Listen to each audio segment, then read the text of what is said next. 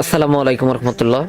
কারো emotionally hit করব না, কাউকে অনুরোধ করব না, ভিডিওটা শেয়ার করেন, হয়তো কমেন্ট করেন। ছোট্ট একটা বাচ্চা 30 পারা কোরআন নিজ হাতে লিখছে, কথাগুলো আগে শুনেন। সম্পূর্ণ কোরআন শরীফ যে ছোট্ট শিশুটা লিখেছে তার হাতে রাখতেই কষ্ট হচ্ছে। লিখতে কি কষ্ট হয়েছে? জি না, কোরআন যেহেতু অনেক মধুর বাণী, সেহেতু আমার লিখতে কোনো কষ্ট হয়নি, আল্লাহর কালাম যেহেতু। আচ্ছা, আমি কি তোমার কাছ থেকে একটা আয়াত শুনতে পারি? অবশ্যই।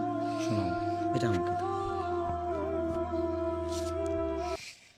يا عبادي الذين آمنوا إن أرضي واسعة فإياي فاعبدون كل نفس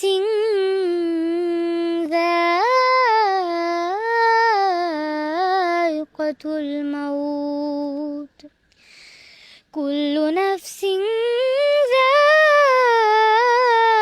ذائقة الموت ثم إلينا ترجعون صدق الله العظيم। বাচ্চাটা নিজের হাতের 30 পারা কোরআনের একটা আয়াত বলছে, কুল্লু নাফসিন জাইকাতুল মউত, আমরা সবাই একদিন মৃত্যুর স্বাদ গ্রহণ করতে হবে। এই সূরাটা বাচ্চাটা নিজ মুখে বলছে। আসলে এই বাচ্চাটার জন্য দোয়া করবেন। 30 পারা কোরআন নিজ হাতে লিখছে এবং তার ইন্টারভিউ বা তার সাক্ষাৎকার নিতেছে আমাদের থটস অফ বিল্লাল ভাই। সবাই দোয়া করবেন তাদের জন্য। আমিন। আচ্ছা, কোরআন যে মধুর বাণী বললা, জি, তোমার কাছে কতটা মধুর একটু শোনাও। অনেকটা মধুর। কুরআন মধুর বাণী, আমি যখনই শুনি আমার মন ভরে যায়।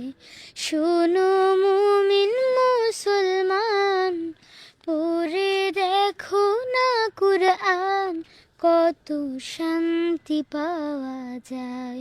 কুরআন মধুর বাণী। কোরআন মাজিদ আসলে মধুর হয় যার ভিতরে 30 পারা কোরআন আছে, যার ভিতরে কোরআনের শিক্ষা আছে, ইসলামের জ্ঞান আছে, ইসলামিক ধারণা আছে।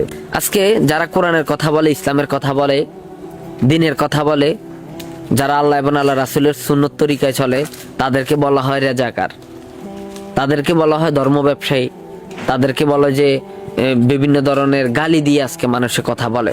এই জন্য বলি, যারা কোরআনকে ভালোবাসেন, ইসলামকে ভালোবাসেন, ইসলামের মানুষকে ভালোবাসেন, যারা ইসলামিক কথা বলে, অবশ্যই তাদের জন্য দোয়া করবেন এবং এই ভিডিওতে তাদের মতামত চাই।